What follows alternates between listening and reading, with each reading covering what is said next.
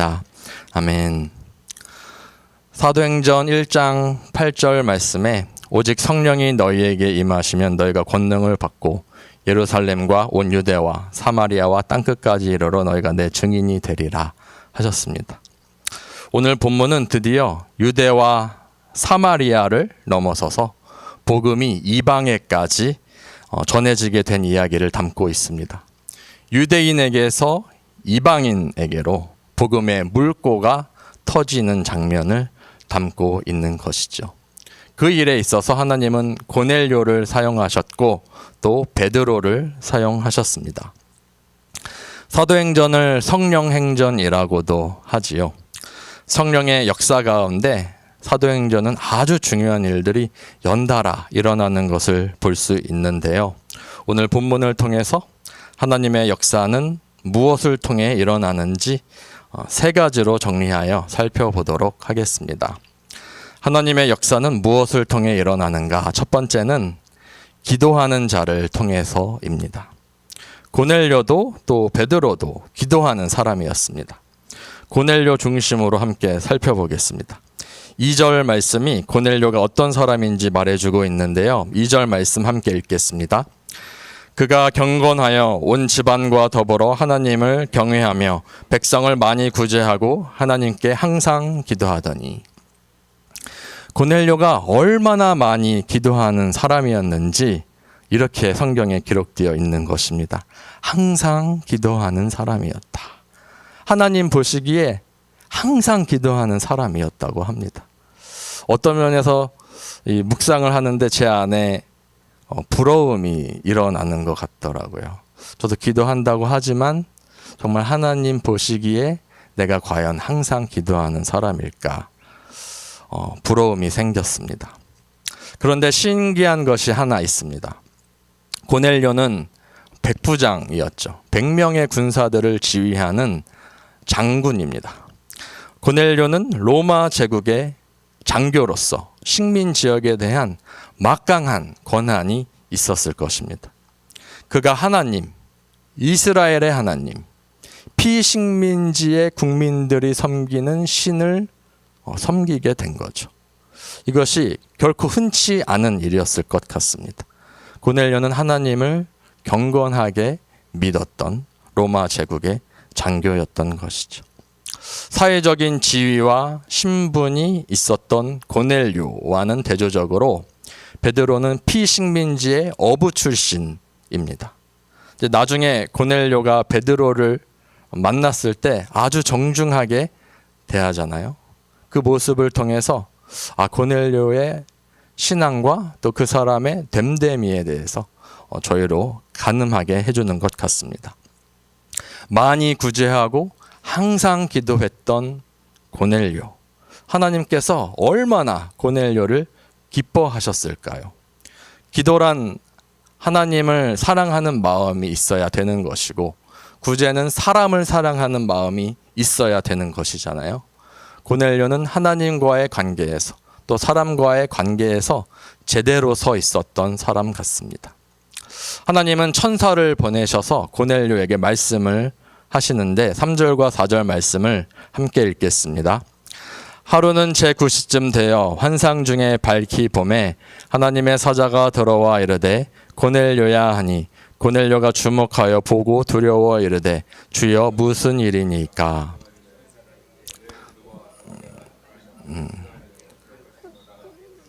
네, 아멘. 제9시는 오후 3시경인데요. 유대인들은 하루에 3번씩 기도를 했죠. 오전 9시, 낮 12시, 오후 3시에 했습니다. 고넬료도 유대인들의 이 습관을 따라서 기도를 했던 것 같습니다. 정해진 시간에 기도를 하다가 어느 날 오후 3시에 하나님이 보내신 천사를 통해서 주의 음성을 들은 것이죠. 내 기도와 구제가 하나님 앞에 상달되었다. 그래서 기억하신 바가 되었다. 라고 합니다. 하나님께 기억되었다. 라는 것은 하나님이 받으셨다는 것이죠. 하나님이 기억하신다. 너의 기도를 기억하신다. 잊지 않으시고 응답해 주시겠다라고 한 것입니다. 고넬료가 얼마나 깨끗한 마음으로 그렇게 날마다 구했을까요?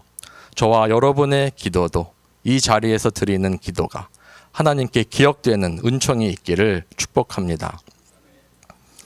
네, 페이지가 안 나와. 네. 제가 왼손을 안 쓰다가 쓰니까 약간 어색합니다. 고넬료도 정해진 시간에 기도했는데, 네. 지금 고넬료가 어디에 있습니까? 그 가이사랴에 있지요.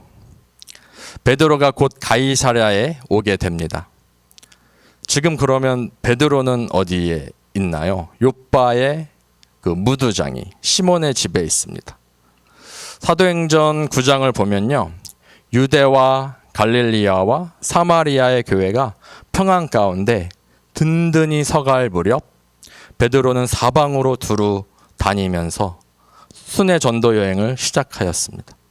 첫 번째 방문지가 중풍병자를 고쳤던 룻다였고, 두 번째 방문지는 다비다를 살린 욥바였고, 세 번째 방문지가 바로 가이사랴입니다. 여기서 고넬료를 만난 것이죠.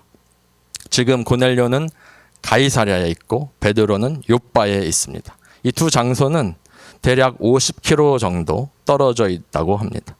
당시에는 자동차가 없었으니까 걸어서 가려면 대략 반나절 정도 걸리지 않았을까 싶습니다. 고넬료는 베드로에게 사람을 보냅니다. 가이사랴에 오게 합니다. 그리고 고넬료와 베드로의 만남이 성사되어서 고넬료가 성령님을 받게 되죠. 하나님께서 직접 고넬료에게 성령을 부으실 수도 있었을 텐데 왜 굳이 이렇게 번거롭게 베드로를 통해서 그 일을 하셨을까요? 이 질문을 오늘날 저희에게 적용한다면 왜 하나님은 선교지에 굳이 우리를 보내셔서 많은 비용을 들이고 시간을 들여서 선교지에 직접 가서 그 영혼들을 만나고 하나님의 역사를 이루실까요? 직접 하셔도 되잖아요. 모든 것이 다 하나님의 손 안에 있고 모든 것을 하실 수 있는 분인데, 그렇게 하시는 것은 하나님은 자신의 나라를 확장하는 일에 그분의 백성들이 동참하는 것을 기뻐하시기 때문입니다. 홀로 다 할 수 있지만 우리가 그 영광스러운 일에 참여하기를 원하시는 것이죠. 그리고 그 동참은 하나님이 계획하신 만남들을 통해서 이루어진다는 것입니다. 베드로와 고넬료의 만남을 통해서 복음이 이방에게 전해지고 또 진리의 말씀이 열방 가운데 흘러간 것처럼 말이죠. 그렇다면 저와 여러분의 삶에도 하나님이 계획하신 축복된 만남들이 있을 것입니다. 분명한 것이 하나 있죠. 하나님께서 저희 한 사람 한 사람을, 저희 모두를 안디옥 교회로 부르셨다는 것입니다. 네. 믿으십니까, 여러분? 네. 우리 만남은 우연이 아니야. 네. 제가 좋아하는 세상 가사인데, 우리의 만남을 통해서 하나님이 분명히 하실 일이 있다는 것입니다. 여러분의 목장을 보십시오. 여러분이 속한 위원회와 또 팀들을 보세요. 이 만남들이 얼마나 귀한 것입니까? 하나님의 선하신 계획이 있을 줄 믿습니다. 여러분이 몸담고 계신 그 만남들을 소중히 여기시고 또 안디옥 교회 안의 모든 만남들을 통해서 하나님의 나라가 계속해서 확장되기를, 또 저와 여러분이 그 안에서 귀하게 쓰임 받기를 주님의 이름으로 축원드립니다. 하나님의 역사는 무엇을 통해 일어나는가? 마지막 세 번째는 순종하는 자를 통해서입니다. 하나님의 역사가 어떻게 일어나고 있는지에 대해서 나누고 있습니다. 성령님의 놀라운 역사가 일어나고 있는데, 고넬료도 또 베드로도 결국에는 순종해서 주의 뜻을 이루는 데 쓰임 받죠. 하지만 그렇게 되기까지는 하나님 자신도 넘어야 하는 장벽이 있었습니다. 그것은 베드로 안에 있었던, 또 우리 안에 있는 아집과 고집과 편견입니다. 하나님께서 베드로에게 환상을 보여주시죠. 하늘에서 보자기가 내려옵니다. 그 안에 짐승들이 가득 있습니다. 하나님이 잡아먹으라 하셨습니다. 근데 베드로가 바로 순종했습니까? 아니죠. 거절했습니다. 아니요, 주여 저는 그렇게 할 수 없습니다. 이것이 3번 되풀이 됩니다. 하나님께서 잡아먹어라 하셨을 때 그것이 하나님의 음성인 줄 베드로는 바로 알았어요. 하지만 순종하지 못했습니다. 그래서 하나님이 훈계하십니다. 하나님이 깨끗하게 하신 것을 내가 속되다 하지 말라. 사랑하는 여러분, 애초에 무엇이 정결한지 그리고 무엇이 부정한지는 하나님이 정하는 것입니다.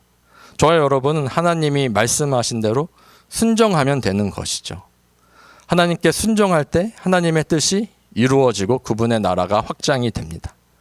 그런데 저와 여러분도 해봐서 다 아시겠지만 순종은 어려울 때가 참 많습니다.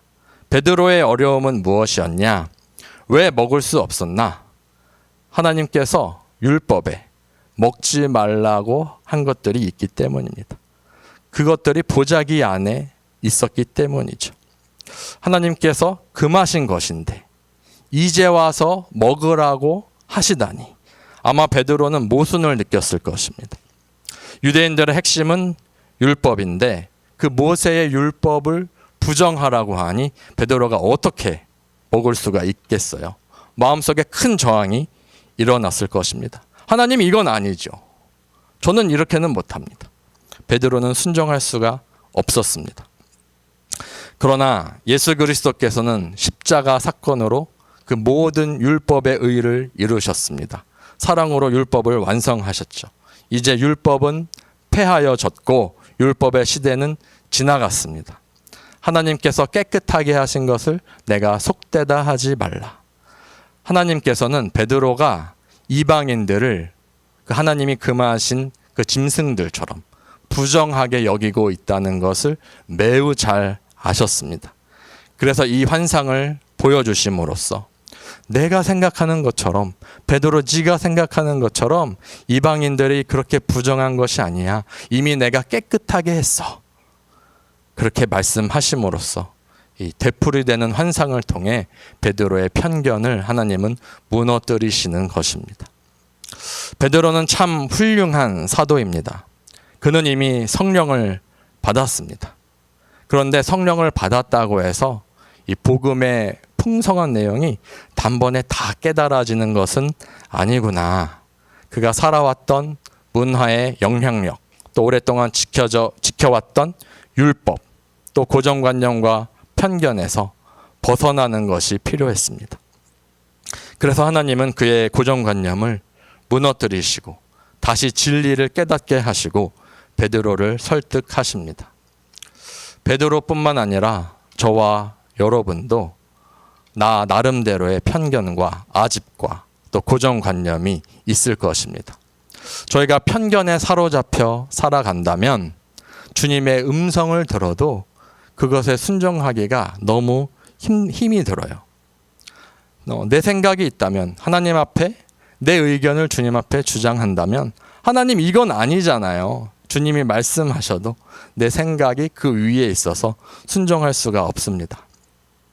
내가 확실하다고 생각한 것이 있을지라도 하나님이 말씀하시면 그것을 다시 재고하는 저희가 되어야 합니다. 그러므로 지나친 자기 확신은 갖지 않는 것이 좋습니다. 나는 틀릴 수 있기 때문입니다. 하나님만 맞습니다. 내가 당연하게 여겼던 것이 하나님께는 당연하지 않을 수 있다는 것이죠. 저와 여러분은 성령을 받은 자들입니다.